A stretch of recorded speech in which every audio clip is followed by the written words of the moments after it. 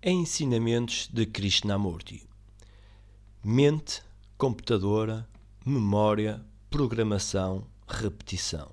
Como já sabemos, a maioria de nós traz o passado para o presente e o presente se torna mecânico. Se observardes vossa própria vida, vereis quanto é mecânica. Funcionais qual uma máquina, como uma imitação imperfeita do cérebro eletrónico.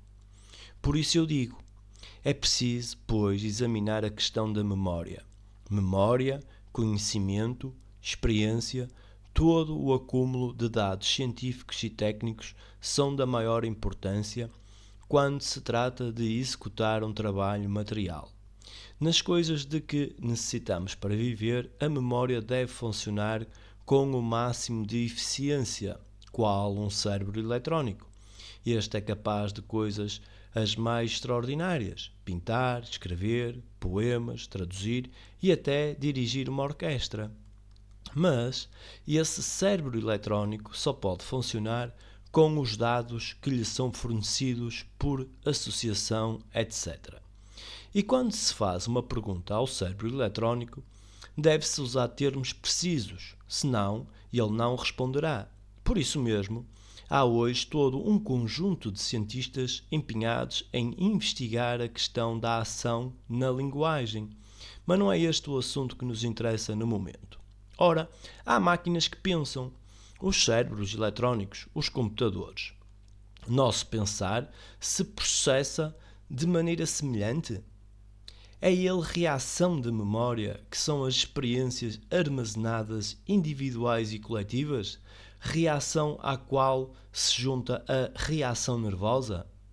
O desafio constituído pela pergunta põe em ação o mecanismo do pensamento e vem então a reação.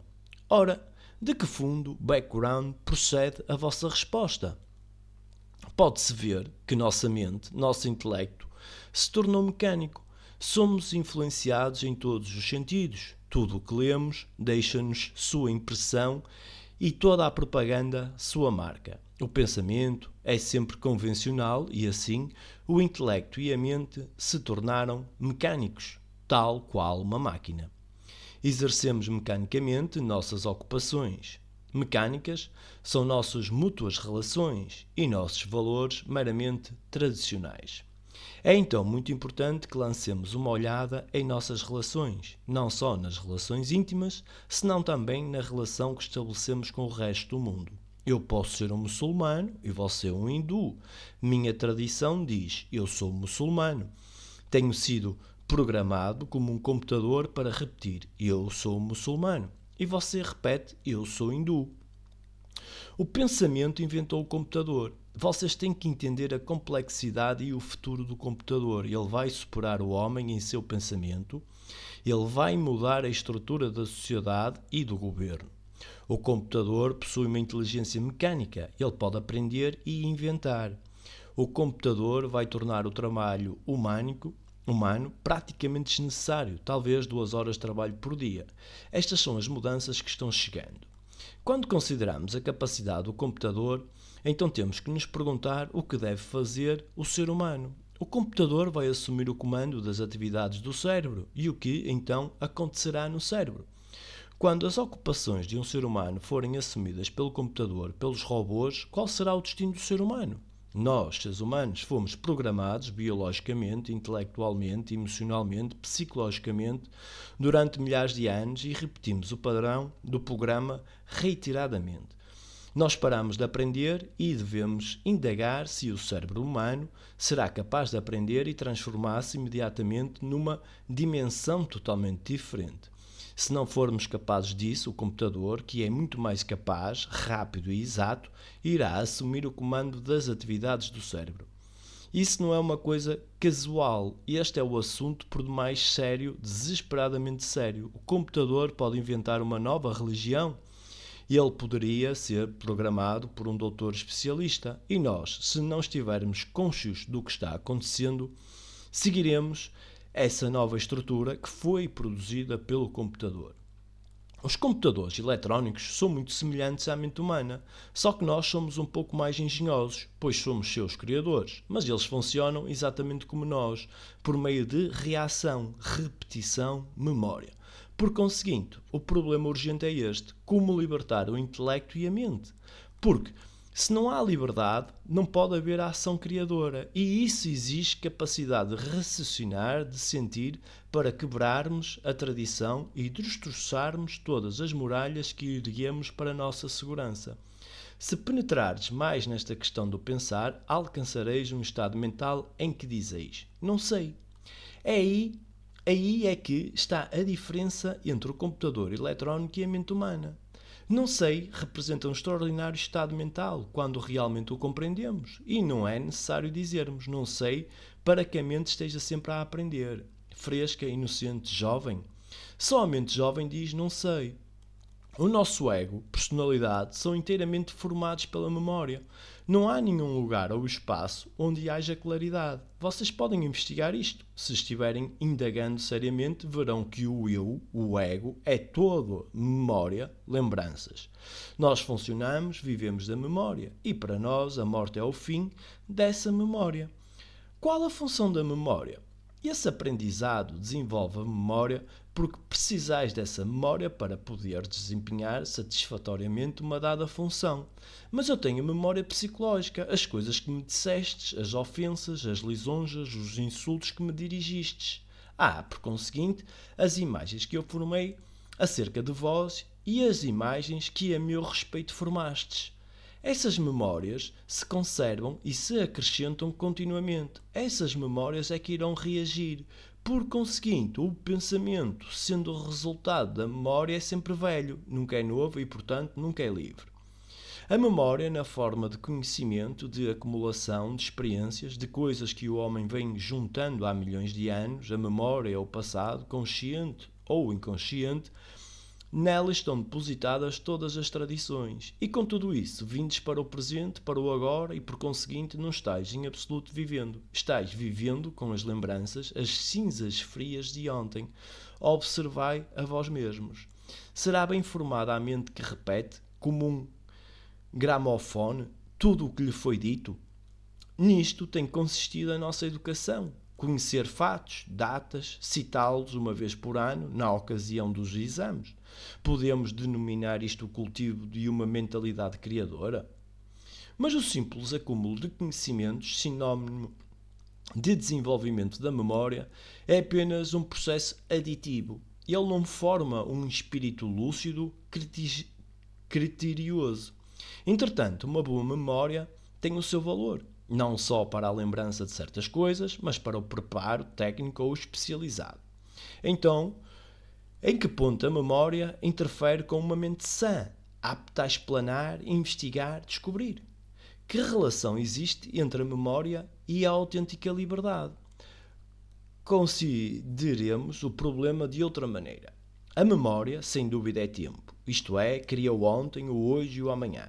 A memória de ontem condiciona o hoje e, portanto, molda o amanhã, isto é, o passado, através do presente, cria o futuro. Assim, através do tempo, esperamos alcançar o atemporal, o eterno. Pode-se captar o eterno na rede do tempo por meio da memória que pertence ao tempo? O atemporal só pode ter existência quando cessa a memória, que é o eu e o meu. Se percebeis a verdade aí contida, isto é, que através do tempo não se pode compreender ou captar o atemporal, podemos então entrar no problema da memória. A memória de coisas técnicas é essencial, mas a memória psicológica, a que mantém o eu e o meu, a que dá identificação e continuidade pessoal, essa é de todo prejudicial à vida e à realidade. São sutis as atividades de acumulação. A acumulação é a afirmação do eu, tal como é a imitação. Chegar a uma conclusão é levantar o indivíduo uma muralha ao redor de si mesmo, uma projeção segura que obsta à compreensão. Quando não há acumulação, não existe o eu. Uma mente oprimida pela acumulação é incapaz de acompanhar o célere movimento da vida de uma vigilância profunda e flexível. A função do cérebro é registrar como o faz um computador. Ele registra o prazer e o pensamento o provê de energia e do impulso para perseguir o prazer. Então, o pensamento diz que tem que haver mais e persegue esse mais. É possível registrar só aquilo que é absolutamente necessário e nenhuma outra coisa? Nós registramos continuamente tantas coisas desnecessárias e dessa maneira erigimos a estrutura do eu, do mim mesmo. Eu me sinto lastimado, eu não sou o que deveria ser. A totalidade deste registrar é uma ação que outorga importância ao eu. A atividade de acumular, adicionar, é obstáculo à compreensão do real. Onde há acumulação, há vir a ser do ego, que causa conflito e dor. O desejo acumulador, que busca o prazer e evita o sofrimento, é um vir a ser. A vigilância não é uma atividade de acumulação, porquanto está ela sempre descobrindo a verdade, e a verdade só pode existir onde não há acumulação e imitação. Um esforço da parte do ego não pode nunca trazer-nos a liberdade, uma vez que todo esforço implica resistência e só é possível dissolver-se a resistência se houver uma vigilância imparcial, um discernimento livre de esforço. A percepção da verdade é libertadora. A meditação é a purificação da mente de todas as suas acumulações, é expurgá-la da capacidade de adquirir, de identificar, de vir a ser. Expurgá-la da expansão do eu, do preenchimento do eu. A meditação é o libertar a mente da memória do tempo. O pensamento é produto do passado. O pensamento é a continuidade dessa atividade acumuladora que é o vir a ser, e nenhum resultado é capaz de compreender ou sentir aquilo que não tem causa. O que se pode formular não é o real e a palavra não é a experiência. A memória, a criadora do tempo, é um obstáculo entre nós e o atemporal. A memória, como processo identificador, empresta continuidade ao ego. É a memória, pois, uma atividade circunscrita e estorvante. Sobre ela está edificada toda a estrutura do ego. Estamos considerando a memória psicológica, não a memória relativa à linguagem, aos fatos, ao desenvolvimento de uma técnica, etc. Toda a atividade do ego é um obstáculo no caminho da verdade, o egoísmo e o problema da paz. O conhecimento condicionado é um empecilho a que conheçamos a realidade. Vem-nos a compreensão depois de cessarem todas as atividades da mente, quando ela estiver de todo livre, silenciosa, tranquila. O ansiar é sempre atividade acumuladora e dependente do tempo, o desejo de um objetivo, de saber, de experiência, desenvolvimento, preenchimento. Até mesmo o desejo de Deus ou da verdade é um empecilho. Dele, a mente deve a mente expurgar-se de todos os empecilhos por ela criados para que surja a suprema sabedoria. Desse modo, está a vossa cônscia da extensão com que o seu cérebro está sendo programado? Se está ciente de que está programado, condicionado, você pergunta: foi o conhecimento que me condicionou? Aparentemente foi. Então, por que é a estrutura da psique essencialmente baseada no conhecimento? Você entende? A psique, o mim, o eu, é essencialmente um movimento do conhecimento, que é uma série de memórias, que é necessário registrar e que não é necessário registrar. O cérebro está ocupado todo o tempo registrando e, portanto, não há tranquilidade, que é tudo, enquanto que, se há claridade com relação ao que se deve e ao que não se deve registrar, então o cérebro está mais quieto e isso é parte da meditação.